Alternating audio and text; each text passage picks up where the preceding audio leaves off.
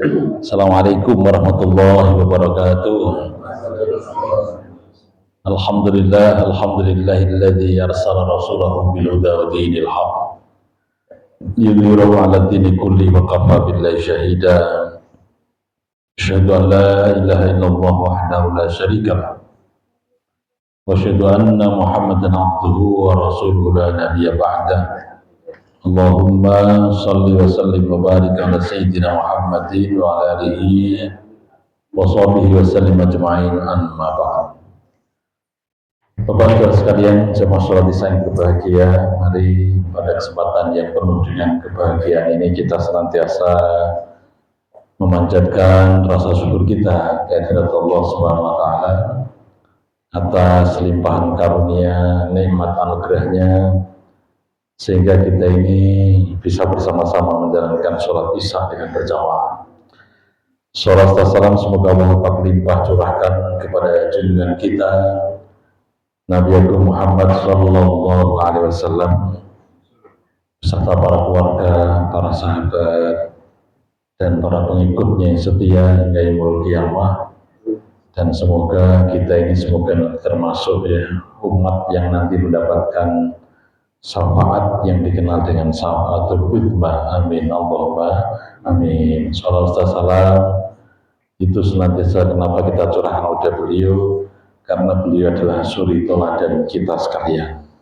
Sehingga pada kesempatan berbahagia kali ini kita ini akan bahas tentang ayat yang berkaitan dengan sejarah, yaitu dikenal dengan Perjanjian Hudaybiyah, yang akhirnya pun mendapatkan sebuah kemenangan di balik peristiwa Perjanjian Hudaybiyah tadi, yaitu termaktub dalam surat Al-Fatah. Jadi sebenarnya isi ringkasnya tentang surat Al-Fatah ini dikenal dengan surat kemenangan, yaitu tanda-tanda kemenangan pada diri Rasulullah dan para sahabat ketika memperjuangkan dakwah Islam di Jazirah Arab, utamanya adalah di Mekah Madinah.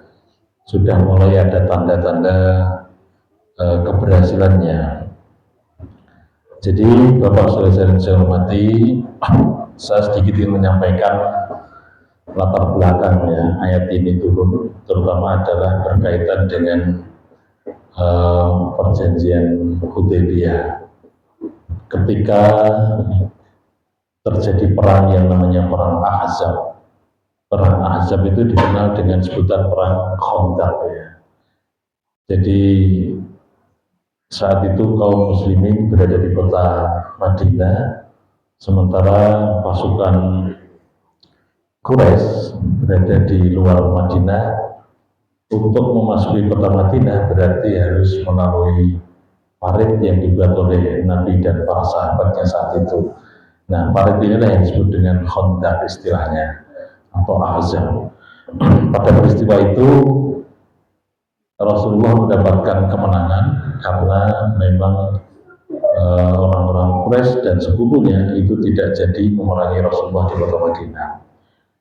Ini menjadikan istilahnya kejengkelan daripada orang-orang Quraisy dan dendam, kemarahan yang luar biasa, sehingga inilah yang akhirnya mulai berkembang pesat Rasulullah dan para sahabatnya di kota Madinah, mengikutnya mulai banyak. Dan kemudian tepatnya di tahun ke-6 Hijriah, tahun ke-6 itu artinya berarti Rasulullah berada di Yasrib atau berada di Madinah sudah berapa tahun? 6 tahun gitu ya.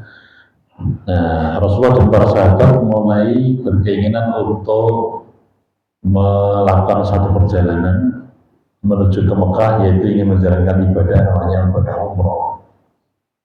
Yang jumlahnya saat itu sekitar 1.500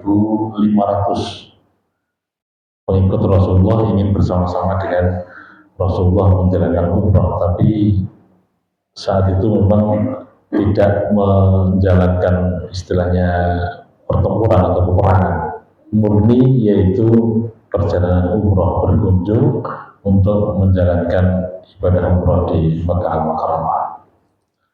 Nah, kemudian ternyata mereka orang kafir ini masih merasa jengkel, merasa apa istilahnya murka marah ya ketika terjadi perang sebelumnya yang disebut dengan perang Ahzab dan perang apa namanya Khandaq tadi.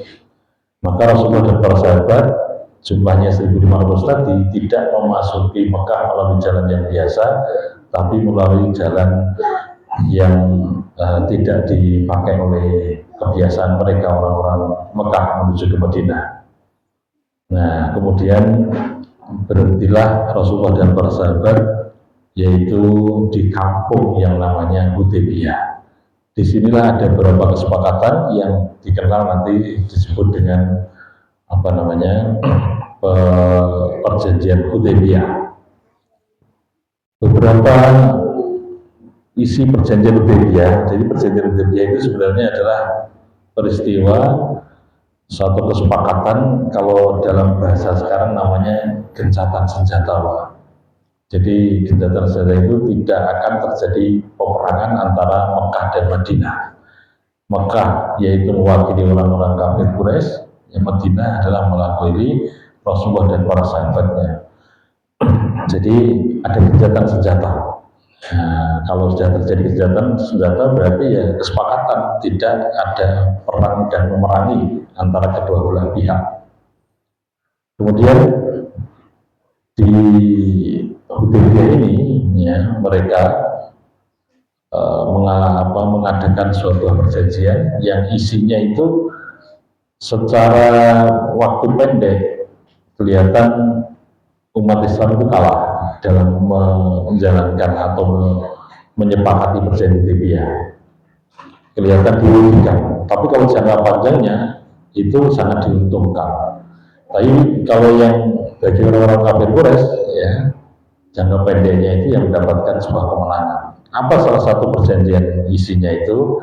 Kalau saya lihat di catatan sejarah, yang pertama adalah tadi itu, yaitu menyepakati adanya gencatan senjata. Kedua belah pihak sepakat untuk tidak saling menyerang selama 10 tahun. Ya, jadi 10 tahun berarti mulai tahun ke-6 ini sampai 10 tahun berikutnya. Kemudian yang rencananya Rasulullah tadi ingin umroh, kemudian ya jadi umroh ya, jadi penundaan. Jadi umat Islam harus kembali ke Madinah lagi, tidak diperbolehkan masuk ke Mekah untuk umroh pada tahun ini ya, tahun tersebut ya. Mereka diizinkan umroh di tahun berikutnya. Kemudian yang ketiga yaitu istilahnya jika ada penduduk Mekah atau Quraisy yang lari dan masuk Islam ke Madinah, mereka wajib dikembalikan ke Mekah. Sebaliknya jika ada pengikut Nabi yang lari ke Mekah, pihak Quraisy tidak wajib mengembalikannya. Ini sepihak kelihatannya dirugikan kaum muslimin ya. Yang keempat, kebebasan bersekutu. Jadi kabilah-kabilah Arab diberikan kebebasan untuk bersekutu dengan pihak Nabi Muhammad SAW atau bersekutu dengan orang kafir Quraisy. Nah, ini saya baca kenapa Hudaybiyah saya ingatkan, karena memang turunnya tentang surat Al-Fatah ini itu berkaitan dengan perjanjian Hudaybiyah. Bapak saudara saya hormati, sebenarnya yang mungkin di-share adalah ayat ke-29, tapi supaya tetap ada sangkut pautnya atau munasabah dan korelasinya dengan ayat sebelumnya, akan saya baca ayat sebelumnya dulu. A'udzubillahi minasyaitonirrajim. Bismillahirrahmanirrahim. Laqad sadaqallahu rasulahu ar-ru'ya bil haqq. Jadi laqad sadaqallahu rasulahu ar-ru'ya bil haqq. Latadkhulunnal masjidal harama insyaallah aminina muhallikina ru'usakum wa muqassirina la yakhafun wa muqassirina la takhafun fa'alima ma lam ta'lamu wa ja'ala min duni dzalika fatahan qariba. Jadi Nabi saat itu bermimpi, Pak. Laqad sadaqallah, sungguh Allah telah membenarkan, yaitu mimpinya Rasul. Ini ayat yang ke-27. Ya, ini saya baca dulu ayat yang ke-27, nanti penekanannya di ayat yang ke-29. Sungguh Allah telah membenarkan mimpinya Rasulullah SAW bil haqqi, yaitu dengan sebuah kebenaran. Jadi Rasul itu bermimpi dengan para sahabat berbondong-bondong menuju ke Mekah. Artinya ya mimpi sebuah kemenangan. Ya, jadi karena ini adalah mimpinya Rasul, maka ayat ini memberikan penjelasan bahwa apa yang dimimpikan Rasul itu benar. Jadi laqad sungguh Allah membenarkan yaitu mimpinya Rasulullah. Ya. Apa itu? Latadkhulunal Masjidil Haram.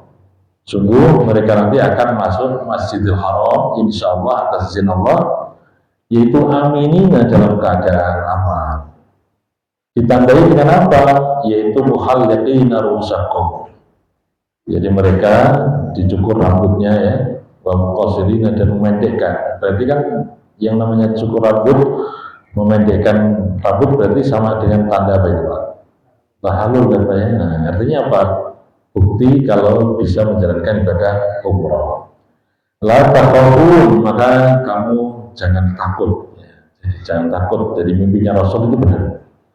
Fa'alima ma lam ta'lamu, maka Allah Maha mengetahui apa yang tidak kamu ketahui. Faja'ala min duni dzalika, maka Allah menjadikan ya, dari selain itu fathan qariba, mendapatkan sebuah kemenangan yang dekat. Jadi ini ayat memberikan penjelasan bahwa Nabi Muhammad dan para sahabatnya sebentar lagi mendapatkan sebuah kemenangan. Dan memang kalau kita lihat di dalam catatan sejarah, berarti tahun ke-10, berarti 4 tahun berikutnya betul-betul terjadi yang namanya Fathu Makkah. Fathu Makkah itu berarti terbukanya atau kemenangan, yaitu menguasai kota Makkah Al-Mukarramah. Jadi saat itu berarti orang-orang kafir Quraisy tanpa melakukan perlawanan ketika Nabi datang menuju ke Mekah, dan kemudian mereka pun secara tidak langsung ya tunduk takut kepada Nabi dan para sahabatnya. Baik, jadi betul-betul mendapatkan fathan qariba, yaitu mendapatkan sebuah kemenangan yang dekat gitu ya. Nah ini makanya ayat ini, surat ini dikatakan surat Al-Fatah. Kemudian ayat berikutnya, a'udzubillahi minasyaitonir rajim, huwallazi arsala rasulahu bil huda wa dinil haqq liyudhhirahu 'alad dini kulli wa kafa billahi syahida.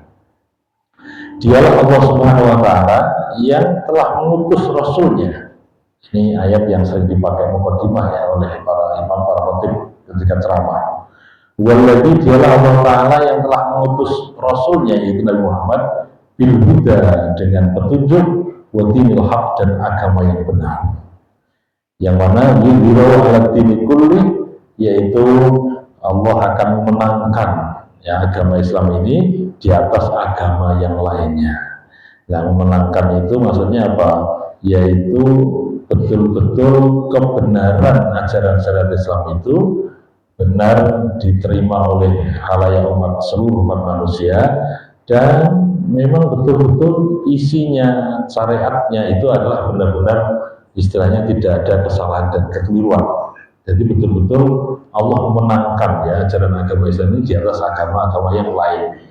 Jadi Islam itu betul-betul agama yang lengkap isinya, ya, isi kandungannya betul-betul lengkap, tidak hanya mengatur hubungan sesama Allah yang disebut dengan rububiyah Allah, tapi juga secara detail bagaimana mengatur hubungan sama manusia. Dalam istilah agama namanya hablu minan nas. Jadi Islam mengajarkan syariat secara gampang, secara menyeluruh, yaitu kebaikan ya kepada Allah atau hubungan komunikasi dengan Allah, hablu minallah dan hablu minan nas.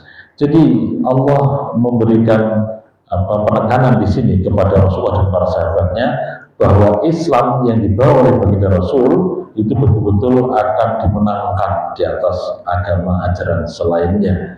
Jadi artinya yaitu isi kandungan Islam itu betul-betul lengkap di antara ajaran agama yang ada. Wa kafa billahi syahida, dan cukuplah Allah Subhanahu wa taala menjadi saksi. Jadi ayat ini memberikan pemahaman kepada kita sekalian, bahwa saya hormati, bahwa dalam hal kebenaran daripada ajaran agama Islam, utamanya adalah Al-Quran yang kita kaji, kita pelajari ini, betul-betul memberikan suatu penjelasan kepada kita sekalian yang lengkap dibanding dengan ajaran agama yang lainnya.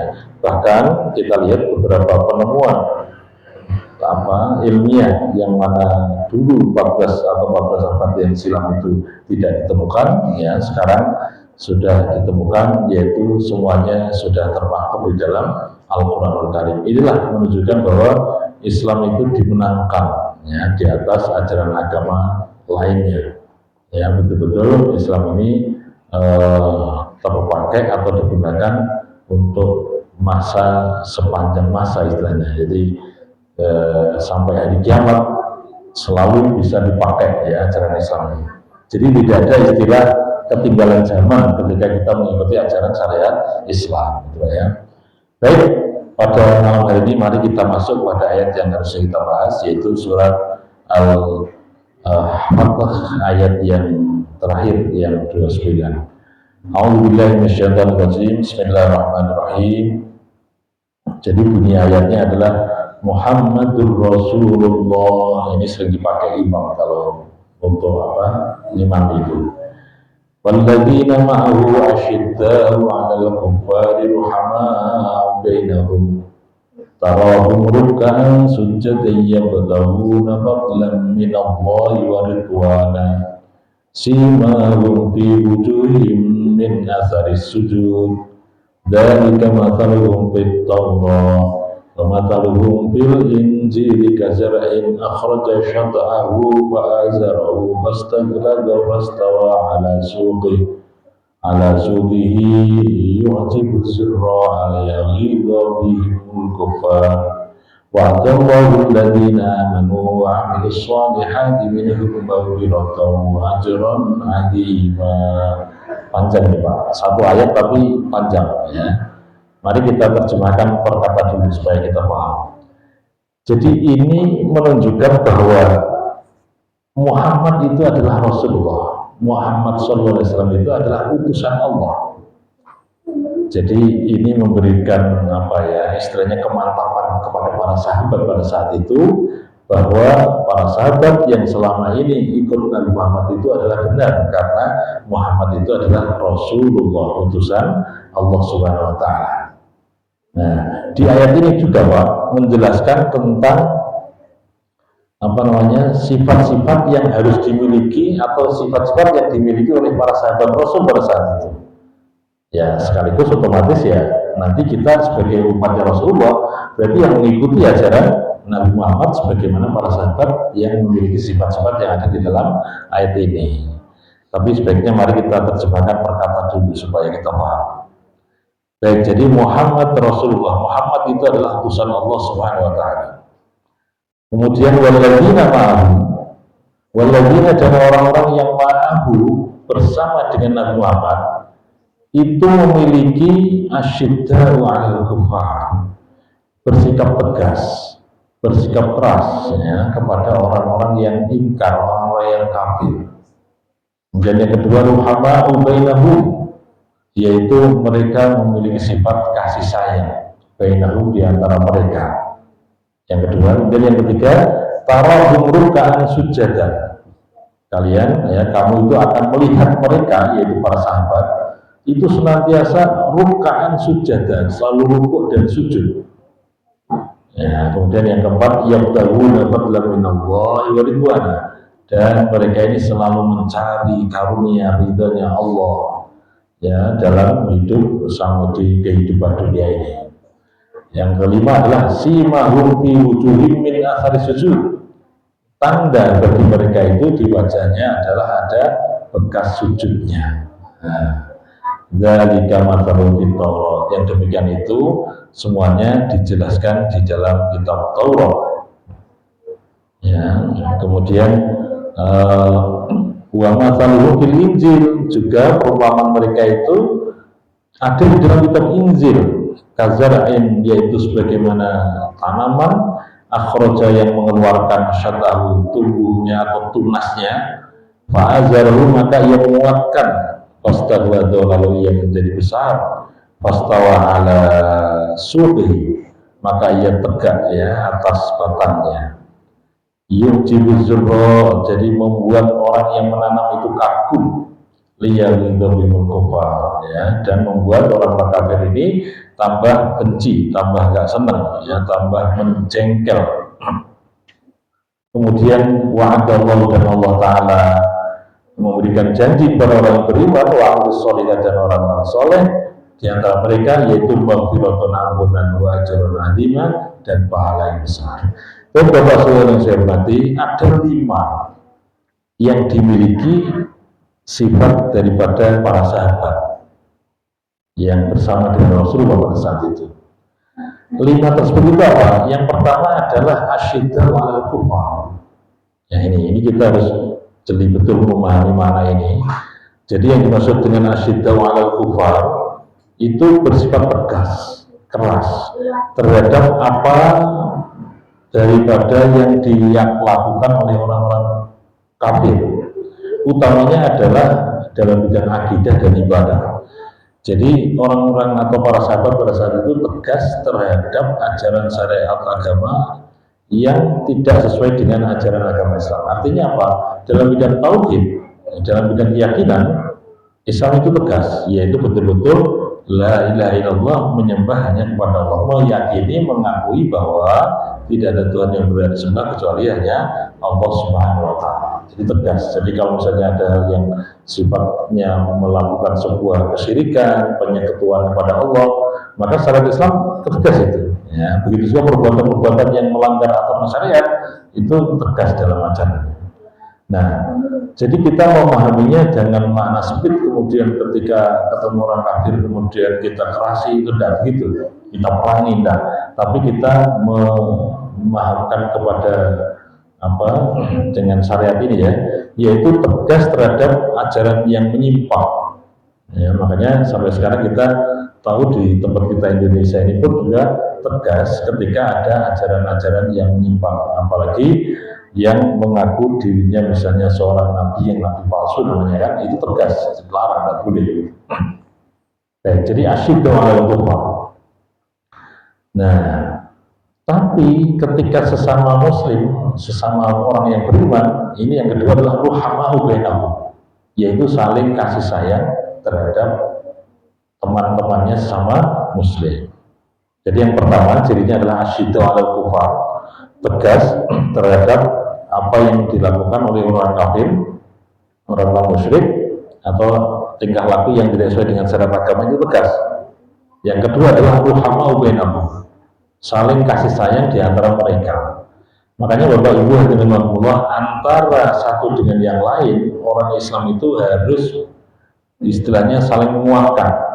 Nabi kita pernah bersabda bahwa al-mu'min lil mu'min kal bunyan yashuddu ba'dahu ba'dan. Mukmin satu dengan mukmin yang lain itu bagikan sebuah bangunan. Mari kita lihat bangunan rumah kita misalnya, itu antara satu dengan yang lain, komponen satu dengan yang lain itu mesti saling menguatkan, saling mengokohkan, dan itulah yang harus dimiliki oleh orang yang beriman. Makanya Nabi mengingatkan tadi bahwa al-mu'min lil mu'min, yaitu kalbunyan, mukmin satu dengan mukmin yang lain itu bagian sebuah bangunan yang saling satu dengan yang lain itu saling menguatkan. Adanya tiang rumah kita, kemudian ada atapnya ya, yang ada dindingnya, satu dengan lain saling menguatkan, dan orang beriman itu harusnya begitu dalam hal persaudaraan. Maka ayat ini mengatakan yang namanya para sahabat ruhama'u bainahum, yaitu saling berkasih sayang di antara mereka. Ya, makanya kalau kita lihat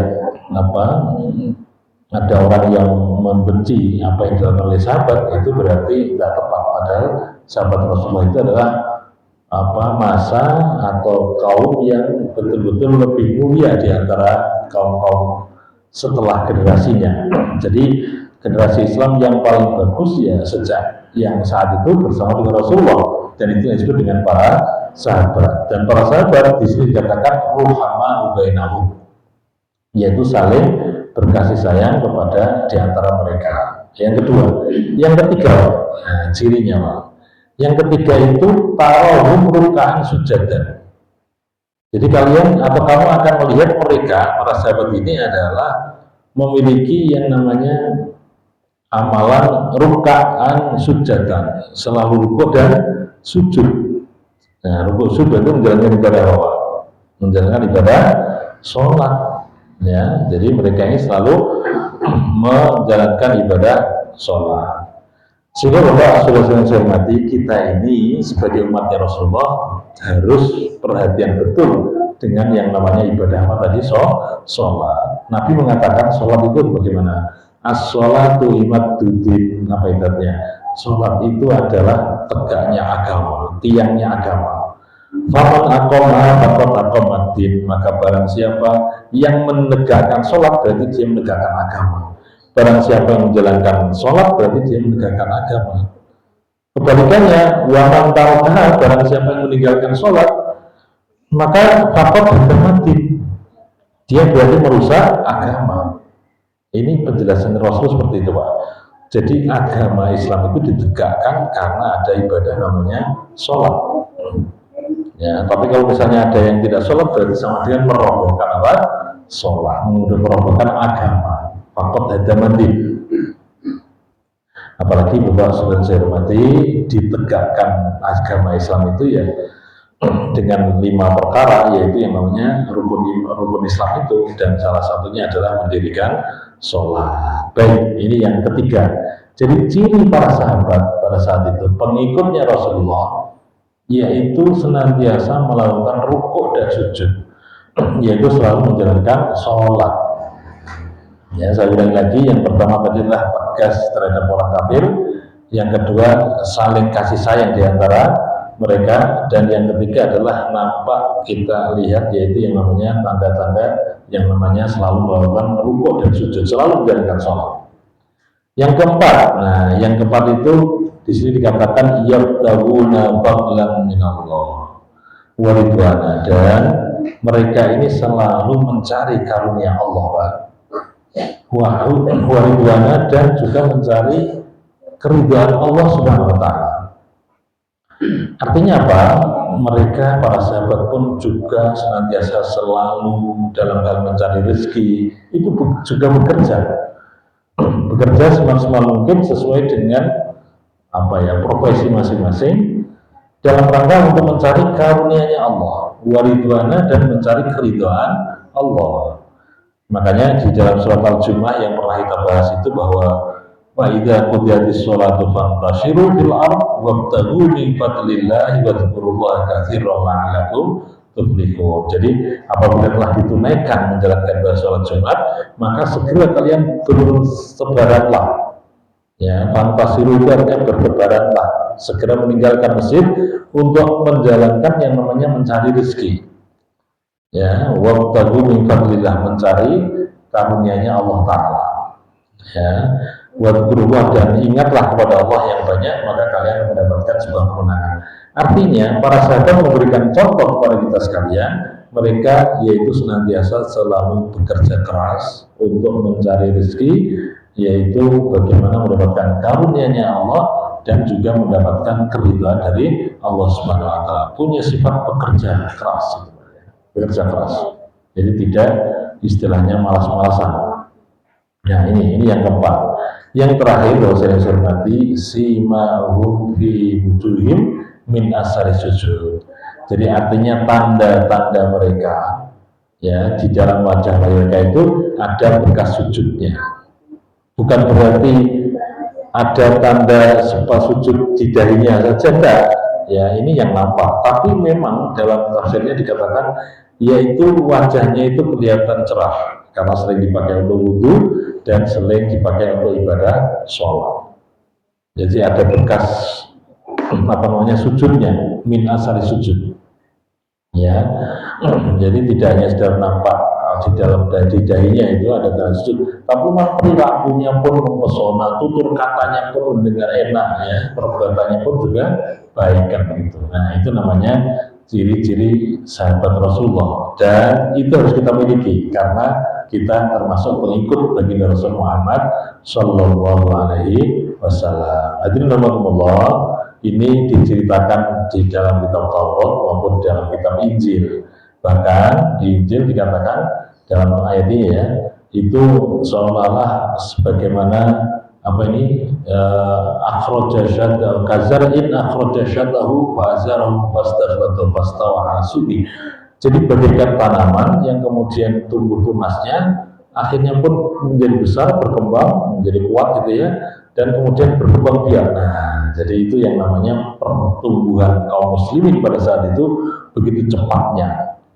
Nah, kalau kita lihat dalam sejarah itu kan hanya waktu 23 tahun Rasulullah mengajarkan syariat Islam, ya, mendawai Jazirah Arab pada saat itu, dan pengikutnya sudah mulai betul-betul cepat sekali.